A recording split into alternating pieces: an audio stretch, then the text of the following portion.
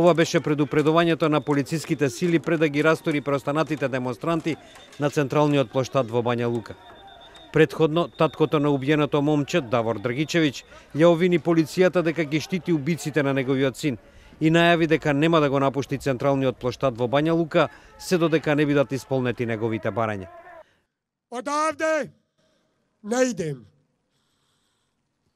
Милораде Додику, Драгану Лукачу, читава држава, док се захтеви мои не испуне, а нисте испунили, и биче све радикалнiji.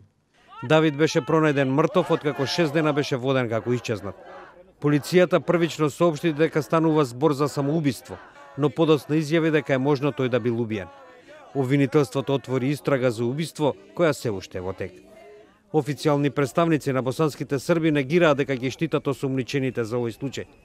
Тензиите се зголемија во српскиот дел на Босна од вторникот, кога полицијата накратко го уапси Драгичевиќ, како и неколку други луѓе.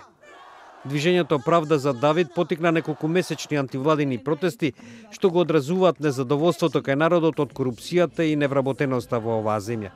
Протестите постепено се претворија и во демонстрации против владењето на Милорад Додик, чија партија победи на изборите во октомври во Република Српска. Илјадници луѓе во неделата маршира и во Сараево барајки Правда за Дженан, кој, според официјалните извештаи, загинал во февруари 2016 година во сообраќајна несреќа.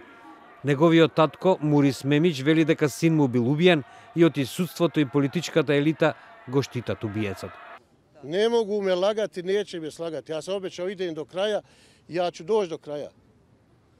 Јер истину знам, само хоću правду. Инаку, помали протести во солидарност со движењето Правда за Давид се одржа и во Хрватска и во Србија.